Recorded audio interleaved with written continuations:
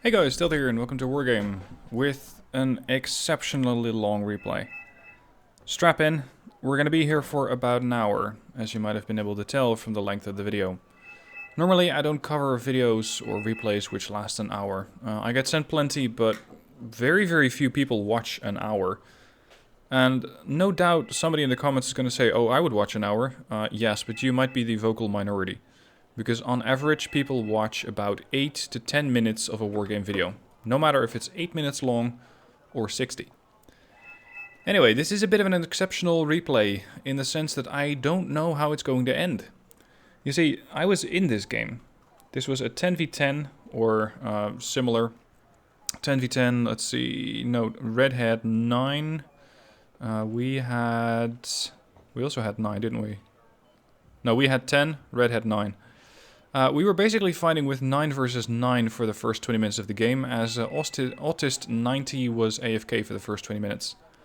Now, I don't know how the game is going to end. I was in the game, but I was forced to leave after 30 minutes. So at 30-minute mark, give or take a few, you're going to see me surrender and immediately quit out of the battle. And this is because my wife fell down the stairs. Literally. She banged her shoulder up pretty bad. So I was forced to immediately do something else and not play the game. I just had to go AFK right away. And by surrendering, I at least gave my points and my units to somebody else who was maybe capable of making use of it. Anyway, both teams were on Discord, so Red was communicating fully and Blue was communicating fully. As you might be gathering, it's the Naval variant of this map, which opens up a whole host of new opportunities for gameplay. You can do naval incursions, you can have, for example, what I like to do sometimes is put a Bake Nu over here. These are really good anti-airplane ships, and just having a couple of those nearby really makes it hard for any Blue 4 planes, or whatever, any planes coming from this area to there, to actually do any damage without getting shot down. Now, my plan over here is to support in the middle with a Dutch-German motorized. I'm going to be following Etes throughout the battle because he was also in it, and as far as I recall, he didn't leave. No real reason for picking him, just a buddy of mine, and the others will really roll on Discord, so it doesn't really matter. Spread-wise, we were going with quite a few motorized decks over here. You can see there is a large column of units going in. Germans from Honey Badger, Dutch from my own, Hiroshima with also German forces, Etes with Danish? Danish-German, okay. And over to the right we have Napalm Sunrise, who's going in with what I think is US, at least US Marines. Yeah, it seems like a US deck. And then over here to the middle, Silver Raptor with Leopard 205, a couple of Kylers to support against infantry, and Sniper with Challenger 2, Stormers, Challenger 1, and Silver Raptor again with a couple of Dutch recon tanks. So those guys should be covering the middle. We're going to be covering mostly this. And I know that Red 4 infantry usually at short range has an advantage. But with a mix of Fallschirmjäger, Corps Mariniers, and overwhelming numbers of Jaeger, we might be able to at least make a stand in this forest. Try to get to Charlie, and from Charlie maybe use stepping stones such as these buildings, get all the way to Delta and Echo. At least that's more or less the plan. Just flood this forest, make sure that the enemy doesn't have any way of pushing back, and hold control of this area. If you hold control of this one and Charlie, you're going to be getting a lot more points than the enemy. Provided that they don't actually take over Juliet and Kilo. Anyway, that's the plan. But as you might imagine, plans usually don't... well, the battle doesn't always follow the plan. Speaking of plans, I'm not sure what the plan is of this Vihor over here. It's Pilot's Vihor, and he's going directly into the forest. Now, Vihor is a good tank, but against 30 Jaeger with the PZF-44, it's a bit much, and that is one of the first casualties of the war. Red 4, being able to use this road, has taken a position in these buildings, and is very rapidly reinforcing. Lots of Bachangsu, Pasung Chung, so making it difficult for helicopters to land here quickly. Proletary, with their transports. Getting in here is pretty dangerous, pretty difficult. So I'm using my own mortars here, these ones to smoke up the position, And we're getting more smoke coming in from the mortars from Hiroshima or Barbecue. Etes is flying in with a tornado. At this rate, you should get most of the infantry down here as well. However, Red 4 also sends in a plane. And that wiped out a good number of the forces that were directly in the line of that bombing run. So we suddenly have a whole lot Jaeger less. Now, of course, this is not the only thing that's happening. Over on the water, a threat is arising. A Sovereign. Sovereign, long-range anti-missiles or anti-ship. Those Moskids really hit hard. 120 points of AP damage. We also got the Still 1, which is a long-range anti-air missile. Can also be used in a defensive role. And of course, 360 130mm guns. Firing really quick, but enough ammo to keep these things going for quite a while. Also has a Hujan over there, mostly as a Seawiz boat to make sure that enemy anti-ship missiles are going to get intercepted before they get there. It's a big investment, the Sovereign. So we know that there's at least, let's say, 600 points in ships, plus probably a bunch of Komars over here. And with that, that's at least one player less that we have to be facing over here. Let's see how the right flank is doing. Napalm Sunrise with US Marine fighting off against the Carbohydrate. M1 Abrams dashing back and forth. There's two more of those. Some of them have already taken damage. And it seems like they currently have more tank firepower. But the tanks are fighting at short range, which is not really where you want a tank to be. A Hawk comes in, backed up by a MiG-29 for anti-air escort. And the tanks are currently forced to fall back. All of them are panicked. They will still be reasonably accurate at this range, but it is still quite dangerous to keep them this close to the Carbohydrate. They have an M72A4 Law. Doesn't do terrible amounts of damage, but it's really not something you want too close to your tanks, especially in these numbers. But so far, it seems like this is a bit of a stalemate, but that might change. Helicopters coming in from the right. They're only Mi-25s. Generally, I'm not too concerned with flight missiles, but if you take an M1A2, an M1A1, and you look at the aft armor, the back armor, it's only 4 points. That is something that the fighter can very easily kill. That 4 points of armor means that it has plenty more firepower to actually get a kill on an M1A1. So good move here by Red Fox. He just pushes in, surrounds the tanks and the infantry. Carbohydrate from Nick and Gary are pushing in. And at this rate, this flank is going to be dead pretty soon. It's not the only incursion that Red has going on over here. They also got a couple more infantry units over here of unknown nature. Currently engaging Kustjäger. And a DAP is also coming in to assist, probably to counter the helos, but gets shot down by the Carbohydrate. So it looks like this flank is not really secure. Fortunately, we're making progress over here, where Etes and myself are pushing up to try and get this town, reinforce it, especially with the Marine Corps and the Panzer Grenadier 90. We should have enough anti-tank firepower and anti-transport. We're first opening up with a bit of artillery, trying to get this area weakened, and then follow in with transports and Panzer Grenadiers and the Corps Mariniers. In the meanwhile, the Sovereign is not sitting still. It's on the move with its escort, and we actually don't have any ships. We are expecting that Sovereign to go here. Dangerous Fat Man was our naval player in this match, or at least at some point he spawned in some ships, but I think they all died. The Sovereign is quite capable of killing off whatever it spots. Provided that, of course, it doesn't overwhelm the Sovereign's missile defenses. But that's actually a pretty hard thing to do. Now we got some more ships here. Transports. King, if I'm not mistaken. So we know that they're planning something over here. And if they can get that Sovereign and the Hujan to escort these landing ships, we might have a hell of a problem here. Because while Etes' helicopters are here, that's the only unit that is currently more or less doing some spotting on this area. So we need help. We are currently slightly winning. 37-30 versus 31-50. And especially over here in the forest, we're doing a good amount of work. As long as you can keep Red 4 out of this area, you have a pretty decent chance of holding onto it. But Red 4 was not going to go and just give it to us. Shadow punches in with a whole bunch of transports. And this is when my Corps Mariniers are running into the Gongbobyong, which is the Napalm Infantry. I think that another Marine Corps squad might be able to do something, and again, I immediately start falling back, because this is not something that I want to encounter. So I'm trying to land mortar fire on here. The things that I want to be using against these guys are not other infantry. I'm going to be using my transports. So you're going to be seeing a couple of my YP408s move in, trying to assist here. Because while these are very good against infantry, they're not great against vehicles. So hopefully all these vehicles can push out the infantry.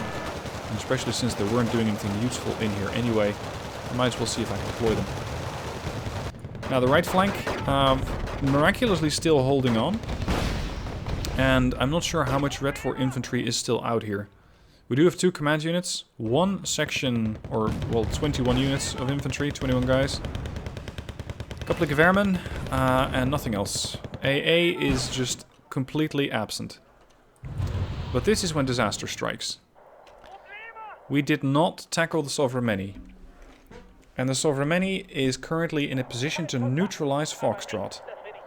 Which for Red is a good move, because it means that we cannot spawn in any anti-ship units. We cannot spawn in anything from the Naval tab. That includes planes, that includes anti-ship batteries, that includes ships themselves. So at this moment, we really do not have anything that can tackle this Sovereign. So well done by Lord Tachanka over there, because we just had no way of making sure that the Sovereign was going to get out. And to make matters worse, there's a second ship approaching, a Jiangyu 3.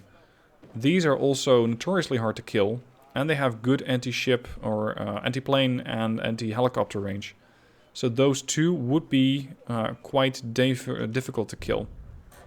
Looks like there's yet more to come, in the form of another U-King, another transport. So it's fun times over in the harbor. It was not really my area of operations. I was mostly focused on securing this area, and I didn't want to be focusing on too many different areas all at once. So instead of relocating my forces or spawning in something new, over here I was just focused on operating here. ETES seems to be a little bit more scattered, with a couple of AA infantry here, some transports, a Hawk, a couple of mortars. Mostly operating here, but seemingly also quite interested in what's going on over here, or at least he's going to be in a little bit, because he was one of the guys who was sending quite a few units here. Now at this point it seems a little quiet, but that's deceptive, because Lima is falling. If Lima falls, we have only this bridge. This bridge is the thing that's keeping them at bay, in the form of 1 Bradley, 1 section of Rifleman 90, and of course if Red really wants to, they can just move over here. Amphibious transports, and you're there. And the XA-185 can do that. They are amphibious. So they could very well be behind us already, and we wouldn't be able to tell. Now, I wasn't really operating over here, and I was in the match, so my larger situational awareness was pretty bad, because I was mostly micromanaging my own infantry, not really paying attention to this area. The more you spread out your attention, the less you're going to perform in all areas. At least that was my theory at that point. So I'm mostly looking at what's going on here for the first time as well. At this point, we're still a little ahead, 400 points give or take. And Red is still coming. Granato Metz, LSTR, and the only thing we have here is a Bradley. And yet still, this is not the main concern. It's the Sovereign. And moreover, they have capped this area. Our CV has been killed. That means that Red can now spawn in land or sea units over here. This is a hell of a risk. And it's not the only risk. Because we just saw Red 4 infantry jump from building to building. They're currently in our main spawn sector. And we have nothing. We have a couple of defenses set up from sniper here on the left. I happen to have 1 whole helicopter, which was capable of going after a transport. You can still see the Dread transport over there. But when this Sovereign gets positioned off our coastline, well, good luck getting rid of that. And the Sovereign is not taking any prisoners, it's going for FOBs, which is not a bad idea. Because if you have a sector like this, which is the main sector, and we're not even using that much artillery, but if you have this main sector and you want to capture it, or at least put more pressure on it, then the last thing you want is for the home team to be re-healing at their own sector. So he just took out one fob, he took out most of my fob over here. The other fobs currently are still alive, but that situation will not last. We still do not quite know what is in here. It could be a ground-based AV, it could be a Jiangyu 3, the one that we saw approaching. And to make matters worse, there's a couple of Comars coming in. The Comars were probably sent in initially as an escort for the Sovereign Many, to deal with any ships that were possibly threatening the Sovereign Many, but currently there are none. So the Comars right now are not too useful, but if you park them off the coast, then those dual type 2M, 3M can still be quite dangerous against helicopters and planes alike. But we have bigger issues. Alistera Modstrelki in this sector. Currently we're still holding on, but how long does it take before Red sends in ACV through the woods and counters our own? That was our biggest concern. How long does that take? Now Cole sends in an F-16. I'm not sure where it was headed, but immediately got shot down by the Hujian and the Sovereign Many. So at this point we're getting really quite worried. No naval units we can spawn in. No anti-ship batteries. No planes either. So what do we do? And we came to the conclusion that seed planes were pretty much the only thing that was capable of defeating a Sovereign Many, given enough time. We could spawn in an Atacams over here in India. That would work, but an Atacams does about 26 points of damage, and this thing has 250. So you'd need to fire 10 Atacams missiles before you kill it. That's a lot of work and a lot of supplies, and our supplies are already getting wiped out over here. So getting rid of the Sovereign Many, it's a priority, but it's just not a capability that we have at this stage. Unfortunately. Because this thing is really getting on our nerves. Of course, the Hujian over there, and whatever else could be coming in here from Samuel G. Well, for all we know, they might be trying to land a command unit. And if they do that in Gulf, then it's goodbye to our planes. Because this is the only air reinforcement route that we have. We would still have this, but we would be deprived of a lot of income in Gulf. We don't want that. We really don't want that. We want to hold on to Gulf as long as we can. Now, before I forget it, if you want to watch this replay with the whole Discord chat, with everything that was going on in at least Blue Fort chat, link down below to Silver Raptor's video, because he was in the game as well. He has his own channel and he has uploaded the video as it was recorded live. So he has all the actual TeamSpeak, or yeah, let's call it TeamSpeak in there. Now, look at the mass of Blue for infantry in here. How useless are these? Because we got a massive amount of units here. It's going to make it quite hard for Red 4 to try and capture these buildings. We have a decent setup over here. And this side is still fighting for its life and actually has regained a bit of area. So Napalm Sunrise was doing really well there. With support from Sniper Fire and Cole by the looks of it. He was able to push back and reclaim the sector. But at this point, most players on the team were getting really nervous about what was happening here. There's two more Yuking transports coming in. What do they carry? You don't really know until it gets dropped off. IL-102 comes in, and IL-102 kept doing bombing runs on the infantry that we had in here, trying to get us out of this position as quickly as possible, so that their Bachongsu could move in. Of course, that's not the only risk. This is a large forest. This forest, and there it is, could very easily be exploited by infantry pushing through. So we're starting to send in some commandos, some Corps Mariniers, more of my own units, Honey Badger, Dangerous Fat Man, Silver Raptor, Hiroshima Barbecue. Everybody's sending units to these forests at this point. We also got Etes with a couple of Martyr 2s and Panzer Grenadier 90, which are going to be very useful at instantly wiping out transports. But at the same time, we could make good on this area, but we'd need to do a lot of pushing if we want to get into here. And even then, we couldn't kill the Jiangyu 3.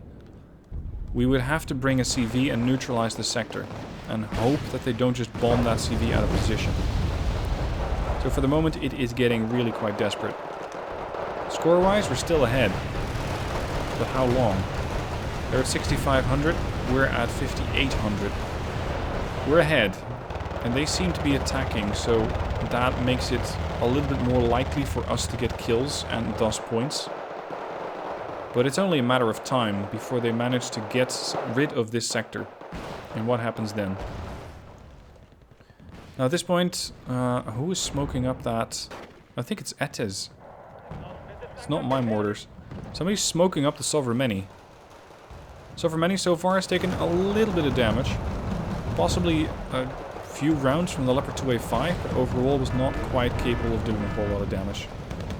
This thing only inflicts HE power, but it does do 8 HE per shell that lands. That's a lot of damage. Now, more and more transports are landing under the supervision of the Sovremeni. Most of the buildings here at this point could contain Red 4 infantry. And anything that gets spawned in, this is finally when Autist 90 arrived, all the Achsarit are immediately getting shot at by the Sovremeni. Actually, it's probably the Merkava 2s, not the Achsarit. Either way, this is when you're really happy that the Israeli have such heavily armored transports. Anything else would have either taken severe damage or been destroyed. Now we're making a bit of a push over here. I'm working together with Etes and Cole, trying to get rid of the units and push in. But we were still waiting for a command vehicle to join up, because without that we couldn't even neutralize this. So they could just keep spawning in landing infantry, circle around and drop it off here. So far the Sovremeni is, once again, is not that big of a threat, but you don't want it close. At this point, a good plan over here from Hiroshima Barbecue is using an HEGM team, a Milan 2, to just keep damaging the Sovremeni. And so far it seems to be working. So the smoke screen at this stage is more or less preventing the Sovremeni from firing. But if the Sovremeni ducks into that smoke, it's also going to make it hard for the Milans to keep firing at him. We lost the FOB. And it gets worse, we lost the sector. The sector is currently no longer under our control. It's neutral. So that means that they have managed to infiltrate with a command unit. We still have ours, that is. They have a command unit in here somewhere. We need to find it. Unfortunately, I was not really in a position to do much. Silver Raptor has some infantry. But of course, the closer you get, the more likely the Sovremeni is to take a couple of shots at you and wipe you out very, very quickly. We couldn't call in a bomber either. They did. And they bombed our command unit. And with it, they captured the sector. And now we really have a big issue. Because now they're going to spawn in stuff right on top of this mortar. Right on top of the spawn point. And even though we had it neutral for a bit, the units were still able to spawn. And immediately take up the building here. So Gary with his transports, and Man Bear Pig, and Shadow, and Lord Tachanka all spawn in units. Ranging from T-72s to BMPTs to T-55s to infantry. This is not looking good. This is really not looking good.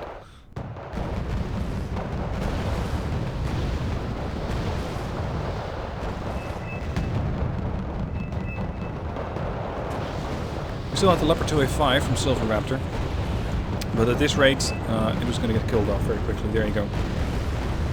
Once again, we managed to get the sector neutral by killing off their command vehicle.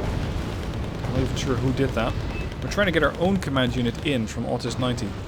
But they're running very close to a couple of Erikskoya Yekeri. If these guys get a kill, we're going to have a problem. He caps it temporarily, moves out to try and get into cover. The Eriks have line of sight, but they're currently a little bit more busy with taking down helicopters. And also because their Jetomatic are just not in range. So he can move it in, but he's going to get pushed out maybe 20 seconds later by the Eriks. The Eriks are currently taking aim, and I think already going to town on the Hapak. So it has to fall back. Like it or not, it has to fall back. So what do we have? We still have Autist 90's units. We still have a lot of infantry, again, from Autist 90, because he was AFK for 20 minutes. Or 25 almost. And that means that he had a whole lot of points saved up. So having him back in the game actually allowed us to get a lot more units. And by neutralizing the sector, it was just mopping up the units over here. But really, it's only a matter of time before Red 4 launches or lands another command unit. At which point, the big question is, how do they get rid of that? For now, it seems like this is going quite well. BTR Jalo is being pushed back. The P on PSV is being pushed back. A couple more tanks over there. More interested in dealing with the Achzarit and the Merkava. Still a couple of infantryans over here that are getting killed off. Score 8,400 versus 7,500. But there are units all over the damn place. At this point, the Hapak have been killed by the Eriks. We have another CV here from sniper fire, but good luck getting this one into the sector. It's gonna have to cross that bridge.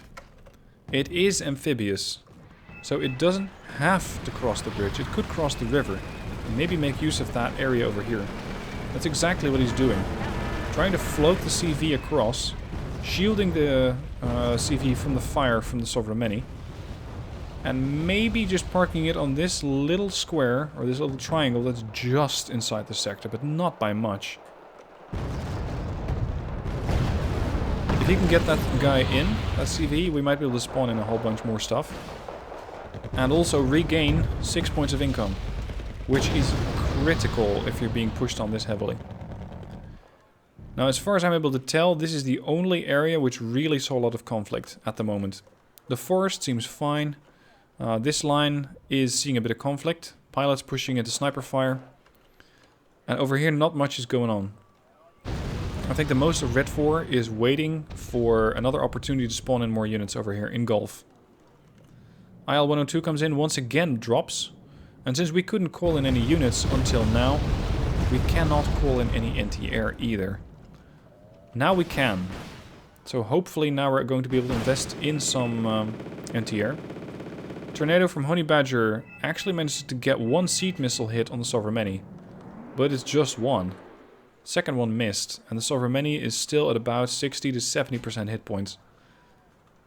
Slowly but steadily, we're more or less getting rid of it, but not fast enough.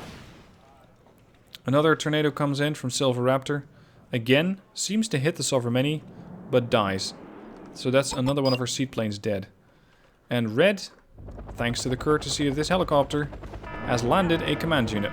Right there.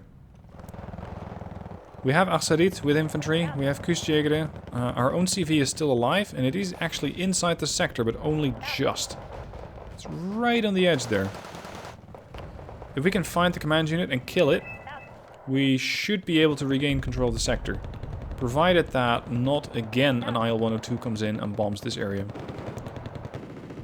Of course, this was not the only area where they could be pushing. They could also be pushing here. Just simply land and get the U-King, which spawn in here, immediately drop off here, and start pushing through. And that is what they're doing. The Bachongsu currently engaged with the Panzer Grenadier, I think. Yeah, Panzer Grenadier firing back. These guys have forest cover, these guys have building cover. I'll take building. But of course at this range, the U-King from over here can also put up a smoke screen. So that more units might land here. Or it could be just a diversion.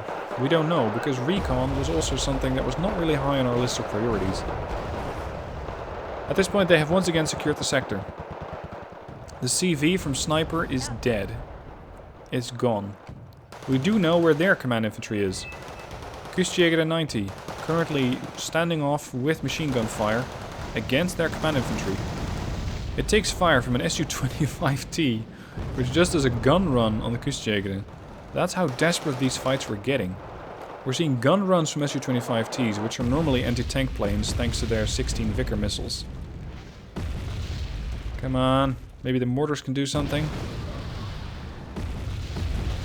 I think we got it. I think the command infantry is dead. But since we don't have a command unit of our own, we cannot cap it. Fortunately, Dangerous Fat Man is bringing his HQ section into position. And with that, we should once again be able to reclaim this sector. Now, if memory serves me well, this is pretty much the point where I had to go AFK. I came back about 5 minutes later, maybe 10, and that's when I surrendered.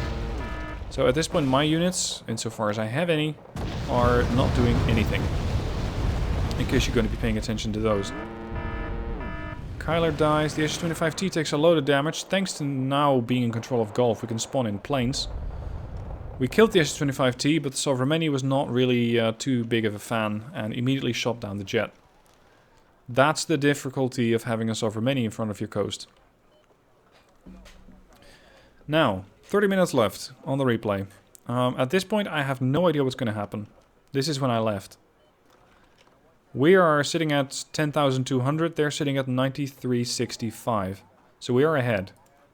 Sovremeni is being subjected to some light mortar bombardment. But this thing has so much hit points, so much firepower, so much defenses. It's just going to take a lot more than a bit of shelling from a mortar. Once again, an IL-102 comes in. Man-Bear Pig, this time dropping somewhere? It dropped on top of our AA, that's pretty rude. Taking out one Roland and one Flak Panzer Gepard. Great. Fortunately, Cole was able to get NASAMS into position. But keep in mind that we only have 3 fobs left to draw from. And if this Sovremeni wants to do us harm, it can even pretty easily wipe out this fob, get a little closer here, get a direct line on the other fob. Leaving us with just the one. Which about 8 to 9 players are drawing from. And about 8 to 9 players are going to be going through 10,000 supplies very, very quickly. Now let's speed it up to ×2. Again, there's not a whole lot happening here. And I might miss some light skirmishes over here, but this is really where the action is. They even brought in the Newa. That's pretty bold. Keep in mind, and I haven't mentioned this yet, the U-King, the transports, they have unlimited fuel. What could be happening is that they drop off a couple of initial spawns over here, then send the U-King all the way back to Bravo or Delta, load up units that you cannot get from the Naval tab, send them all the way back, and just drop them off here. Sure enough, it's a ferry service, it's going to take a bit of time. But with that firepower, like a Neva, you're making it even more difficult for my team, for Blue, to get back. To try and push back into Fox. And sure enough, Silver Raptor's trying to do it, with a couple of Stoottroepen. Fallschirmjäger 90. These are my infantry, but again, they're not moving. I was not here. We seem to have decent control of the area for the moment, but we don't know what else is currently out there. That's the biggest risk. You don't know how much more you need to kill. Make matters worse, the Sovremeni, which we were in the process of killing, has taken to the Muna. There we go. Stealth 17 surrenders. That's taken to the Muna and is currently being repaired. It's not going to go fast, but every bit of hit points that this thing gathers back is going to be harder to kill. Once again, an IL-102. Man-Bear Pig seems to have no end of IL-102 in supply. Comes in. NASAMS is offline, so not doing anything. And we have one whole Fliegerfaust, which is actually doing something. There you go, NASAMS get turned on. Fliegerfaust does some damage as well. Maybe the automatic did something. And there's a Stinger here, but it's out of ammo. At the very least, Dangerous Fat Man is going to be managing my units. So hopefully the units that were under my control are now under his, and he knows that. So they're going to be moving again. Because I still have a lot of forces over here, which again are quite useless. But also some of them over here, like the Fallschirmjäger. Damn, these 1-hour videos are definitely taxing my voice.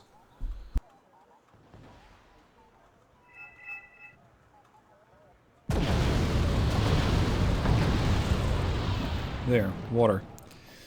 Alright, How are we doing? We're being pushed again in Lima. Ranikoyekeri. With support from a couple of transports. We really don't have much. Napalm Sunrise had a CV, but that's about to change. Because while the TACOM is being withdrawn, there is not a whole lot that's stopping any pursuing forces. One brave Vulcan holding out, but just doesn't have enough firepower. So they could also be pushing here into our very, very minimum defenses here. 2 recons, 1 HGM unit, which is out of HGMs and is just relying on the Bushmaster and a Vulcan. That is all that we have. That's not much.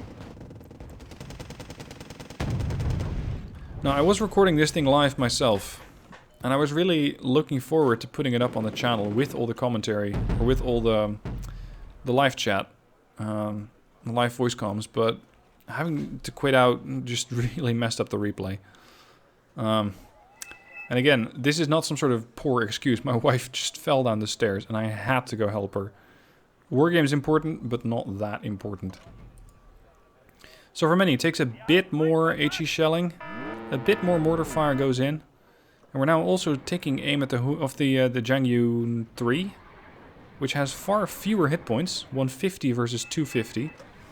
If we can scare this ship off, that might give us enough time to capture Foxtrot and spawn in some ships of our own. It's a big if, though. You never quite know if you're going to get away with this. That's the challenge.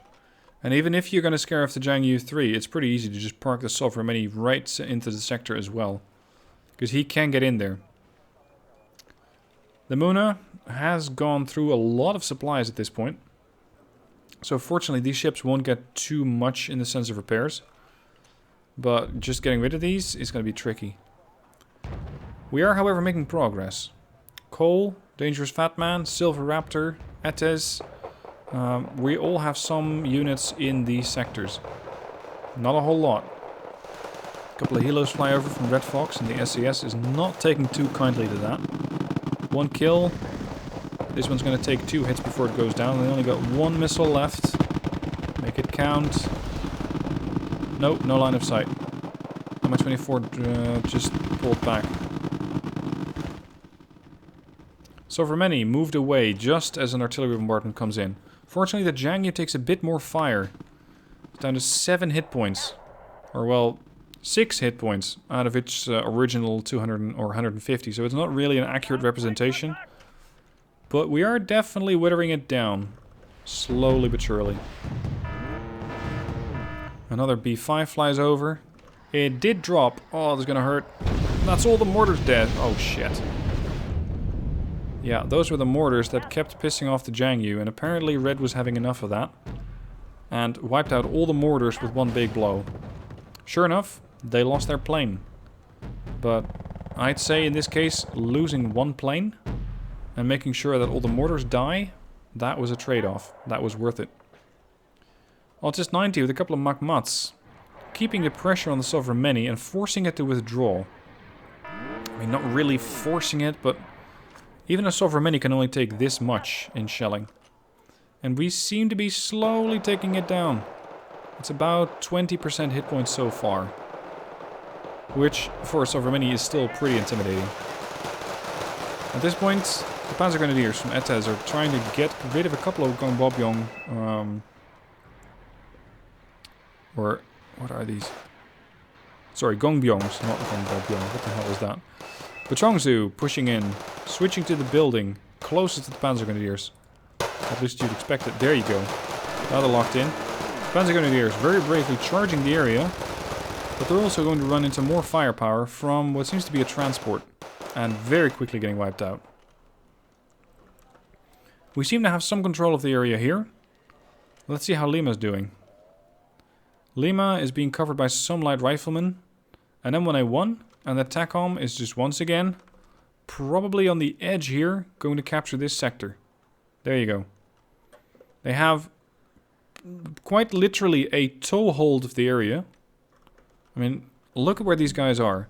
There's probably 1 officer from that TACOM squad inside that sector. Not much more.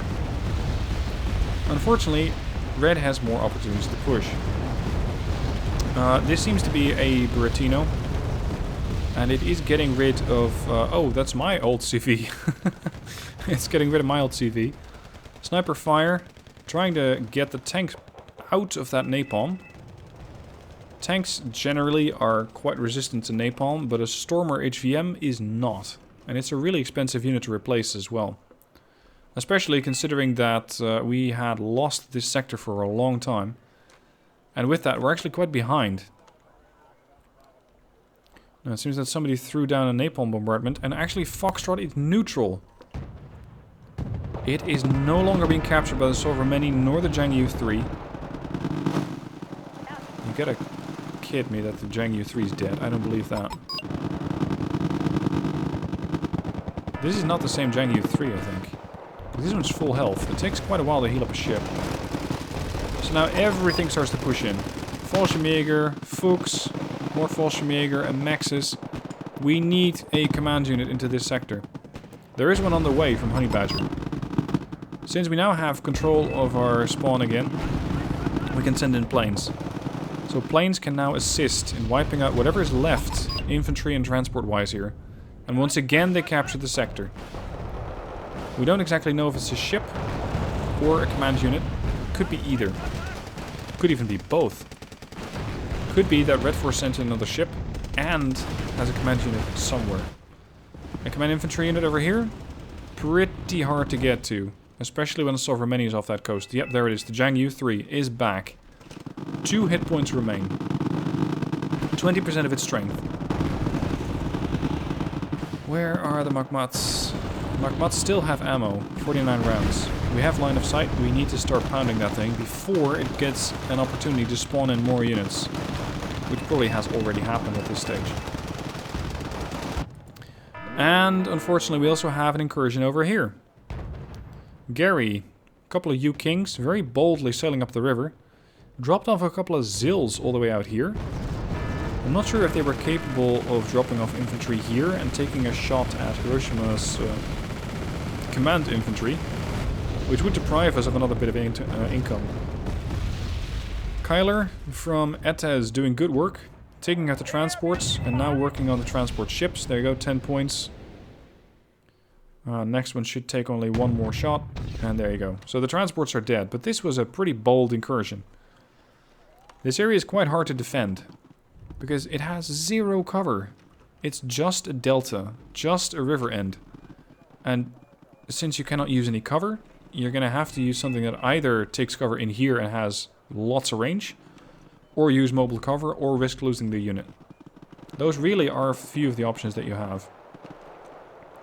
The Jiangyu 3 once again is taking fire. I think it's once again the Makmats. Yep, they have lost a bit more ammo. Unfortunately, the fob's empty. All the supplies that we now need are going to have to come in by land. It could be Hemets, it could be Oshkosh, it doesn't matter, as long as they get more units in there. We're seeing some skirmishing over here. Nothing too serious. This could be serious though. Sniper facing off against Nick. Rain Jackets versus Eric's. Ranico over there, Leopard 285 and Challenger 1-2. Trying to get some damage in. There you go. What do we have here? Bradley Rifleman and more Riflemen engaging the Kartenjägeri. Wiping out the transport. So there goes your Bradley for fire support. So far, they seem to be holding on. Jiangyu 3 has left on a slither of hit points. 10% left. But they still have it. I think the other Jiangyu... Oh, actually, here's the other Jiangyu. So it has to be something else. Honey Badger moves in with an escort. Engages a bunch of Spatsnaz, which are really taking the fight to that escort. And doing loads of damage. There we go. Escort down. 6 Gewehrmen versus Spatsnaz. I don't think that's going to work out too well. Fortunately, there still are some more units coming in. We can just neutralize this sector. That'd be ideal. Score 13-100 versus 12-310. Zhengyu 3 falling back. Hujan assisting. And there's a helo coming in. Fortunately, Hiroshima decided to put up a Fliegerfaust over here. So maybe we can kill this thing before it becomes an issue. Potentially wiping out the command infantry that it might be transporting. You never quite know. Hujan, classed as a coaster, can go up pretty far down the river. I'm not sure how much of a chance it makes against the Kyler. I guess we're about to find out. Kyler at full health, Hujan full health. Hujan mission missing and the Kyler's missing just as well. No, this is going to take a while. Let's see what we're wrapping up here. Ah, the Spetsnaz. A couple of Corps Mariniers pushing forward.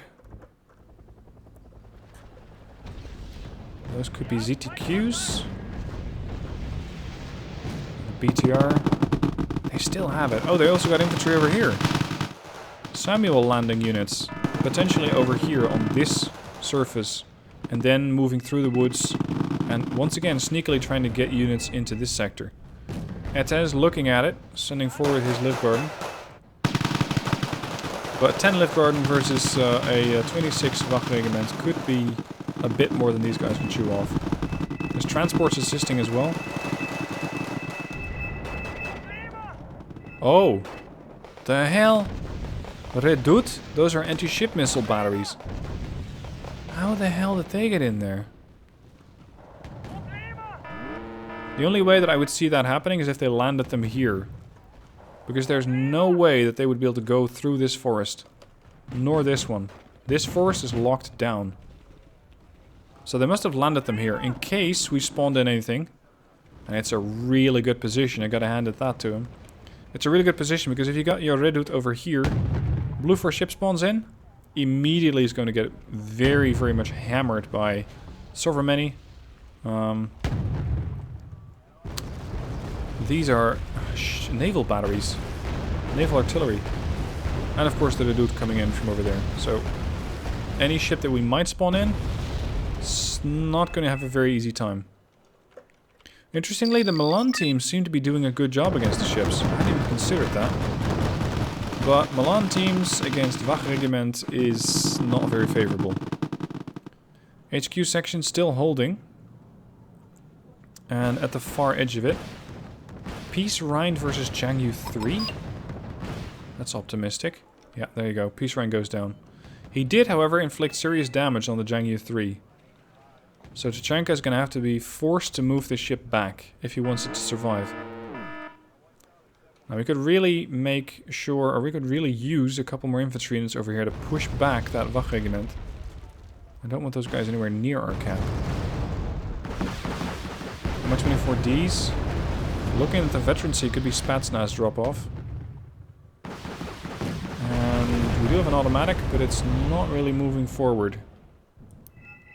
Judging by the transports over here, it seems like Etes is more occupied with the units down here. And considering the numbers, this is going to be a problem for the Lift Garden. Now, at least we're making some progress in Lima. Napalm Sunrise is not giving up. Moreover, he's taking back terrain. And while Red was pushing over here, it begs the question how much units Red actually has left on this end. It might not even be that many. It might be capable, or possible, for these units to start pushing back. Now the Zhengyu 3 over here, heavily wounded. This is Guan, who was taking fire from the Milan team. It seems that Sovremeni... Oh shit, look at that. Sovremeni being escorted by 3 Munas. And is almost back to 60, say 70% of hit points. Good luck with that. It's more VDV in these forests. This is when the Arzarit are really going to shine. Firing 3 machine guns at the same time. And that is a lot of suppressive fire on the VDV. Red comes in with a couple more helos. Seems though at this point we have this area pretty well locked down. Helos are going to have a pretty hard time. Hopefully.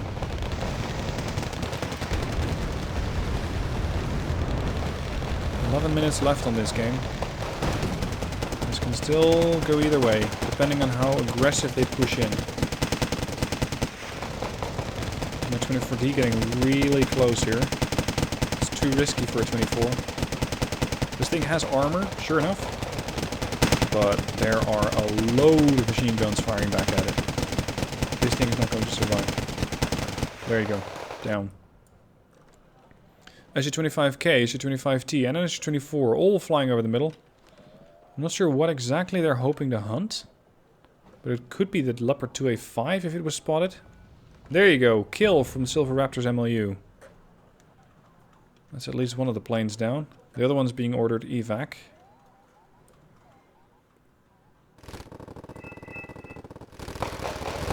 Still more VDV from Landbear Pig. I'd be very tempted to say we need mortars on this position, but supplies are coming at a premium. Since everything, especially mortars, are quite hungry for supplies. And everything has to be rolled in on transports. He's once again with the Makmat taking aim at the Jiangyu 3. He might get it. If he's able to land enough shells accurately on target. And if Lord Tachanka is not paying attention to his ships. I gotta give a shout out to Tachanka. He has scored a load of points. 2,600 at this stage. And that play with the Sovereign, being as aggressive as he was, that was really, really well done. Just sending in a ship, either first there and then later here. Well, it's a good thing that the teams were coordinated. If they weren't, I think we would have seen people surrendering right there and then when the Sovereign was parked in front of our coast. I mean, if this happens in a random, or teams are just uncoordinated, I can immediately see people saying, nope, sorry, I'm gonna quit. This is basically game over. Especially once they neutralized Gulf. But the guys have kept fighting and they're still here. 16,000 for blue, 14,000 for red. Red has 9 minutes to correct that situation. But I don't think that they can do that. They're trying to still push in here against ETS's units. In the meanwhile, Sunrise is pushing in. He's actually getting terrain on Kilo. And... oh. That's a lot of U-Kings. Are those still carrying something? Because it seems like they're going again for an attack. Something put up smoke. Not even sure if it's red or blue. But the Sovereign is... oh shit. Why did we lose this sector? Oh, the HQ section is on the move. Sovereign is on the move. Once again, going to get parked right offshore. This time taking aim at the AA units. That's one of them down, two of them down. Where are those U-Kings? There they are. We now have a command unit over here, courtesy of Honey Badger. And actually we have captured this sector, temporarily. Because it seems that there is, in fact, a command unit in here. It is ground-based. Because most likely it's not a ship, as a ship would not want to be in there. Where's the sector neutral? Oh crap! We got an Eric's coming in from the rear. Very sneaky Eric's group here. Beats me how they got there. They're gonna have to be sneaking through everything. That's a captured Yasur. What the hell? How did those Erics get in? Because we have quite a few units covering most of these woods. And since both of these CVs are alive, they didn't come through here. They might have been... no, they wouldn't have snuck through here. They must have come through here. Oh shit.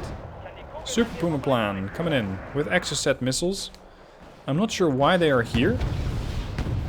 Maybe more so to weaken our AA defense. As a meat shield for the actual punch in the form of the Mi-8 gunships. And yes, here comes a landing. Morskaya Pekota. Under the cover fire of Sovereign. Ra'am directly at the Sovereign with a bomber. Yeah, immediately gets killed off. Sovereign takes a load of damage though. But not enough. It's still there. Score 16,910 versus 15,100. The helos are now making a dash for stuff that they can kill, which is one of the command units. The second command unit looks to be going down very, very soon. General area bombardment gets killed off by, I think, the Sovereign. And the helos are...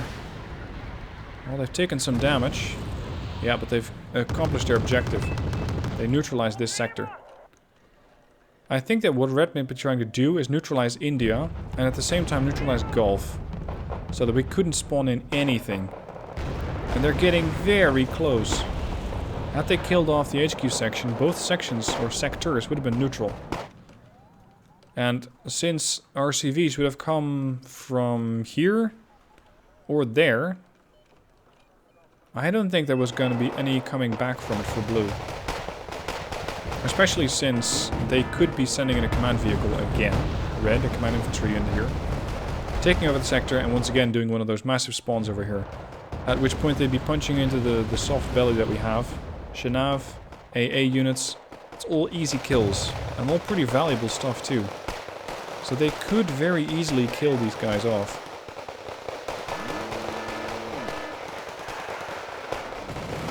Another bombardment, this time from the Harrier GR7. Good damage.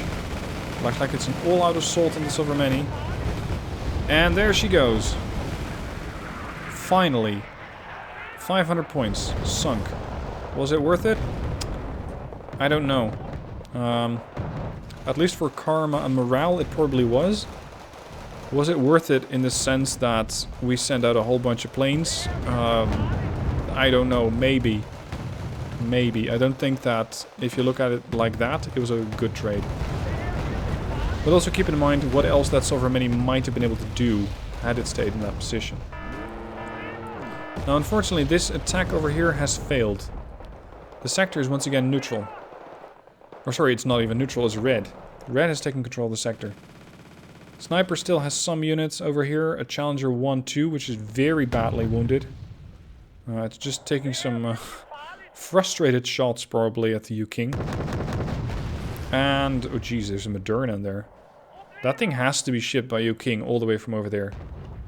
As far as I know, you cannot get a Moderna in like that. 3.5 minutes left. Score 18,505 versus 16,755. Seems like they've made a little bit of an incursion over here, but nothing too serious. The CV over in Juliet's dead. Once again, props to Napalm Sunrise for just consistently holding on to this area. Losing it somewhat, then pushing back and gaining more terrain. 3 minutes left. Another smoke screen's being put up and I'm seeing more U-King come in. There's still more Skaya Pakota in this sector. Currently fighting it off against Sniper's Pioneers. Pioneers are holding them off. The question is how long is that going to last? Bombardment comes in. Tornado IDS. Oh, evac order. He didn't drop. Alright, it seems like the Pioneers have them on the run. At least for now. But what else is coming in here? More U-King. Withering HE, or yeah, it is HE, but machine gun bombardment coming in. It's just a transport here. 2 minutes left. 27 gets another grip and kill. Please get it. Come on, come on. Nope, it's gonna make it out. Damn, that was aggressive. Ra'am. Oh, it's going right for the ammunition ship here. That Muna might... yeah, it's just going to survive. Splashed all around it. One actual direct hit. And unfortunately... no, I think Red actually did not kill that jet. But if this Nanushka gets closer, it definitely will kill the jet next time around. I'm still seeing some more helicopters. Not all too healthy, so in the last 90 seconds, hopefully they're not going to be a problem. Another tornado. Is this worth it, guys?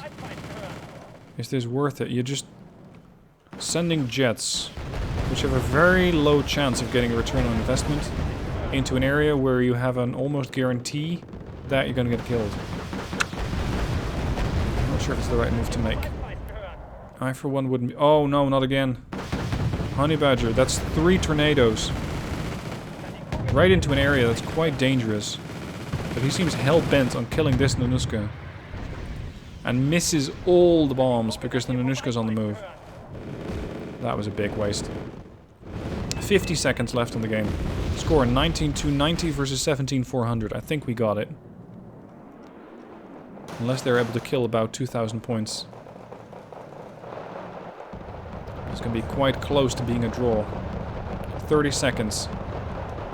But Chung's still making an effort to get rid of the Marines. To clear something up about the Corps Mariniers. The Corps Mariniers is basically what the US would call the Marine Corps. So, I get why they call them like this. But it's... naming units like this in the game is basically the same thing as saying that the Marines... Let's see if we actually have some Marines surviving. No, not really. That you don't call them Marines, you call them Marine Corps. Which is just wrong. Anyway, a minor victory for Blue. The game ran its full course of 60 minutes. Points to achieve, 25,000, but nobody got there. Fat Man was feeding. Hiroshima got a good kill to death ratio. Sniper was positive. I even made positive. Silver Raptor got a 2 times markup. Etez got a good markup. Honey Badger got a markup. Markup, and Autis 90 was feeding a bit. Then Red. Lord Tachanka, 3,783 points. Losses, 1,390. That's almost a 3 times markup. That's a lot of points. Scored 4,872 command points. Probably thankfully to capturing at least our naval spawn and potentially some other sectors. This is, by the way, Etez's kill list. I'm not really going to go through it too much in detail because I don't think it's too interesting. Especially in the 10v10, the units just don't have that much of an impact. So, by demand, here's the list, so you can scroll through it. But otherwise, it's not terribly interesting. Now, I'm going to put up the replay in the description as well, a link to it, so you can download it and look at it from different angles. I really, really liked covering this game. I really liked being inside the game because it offered a whole bunch of challenges. It also offered great teamwork because we had everybody on Discord. So that means that everybody was coordinating, everybody was communicating, and nobody quit. Well, with the exception of me, but I had extenuating circumstances. So these guys all really, really fought well. Desperate measures at times? Absolutely. But was it worth it? Yes, it was a minor victory. Hope you enjoyed this behemoth of a replay. I really enjoyed covering it. If you enjoy the content, then please consider becoming a patron. You could, of course, kind of consider my channel like Netflix. You would probably watch an hour episode of a series, 45 to 60 minutes, and my channel is, in a way, no different. It just gets more fresh content than Netflix, or at least daily. Anyway, Patreon link down below in the description. You'd really help me out if you support me. That's all for today. My voice is done here. The gameplay is done here. So I'll see you guys soon for another video.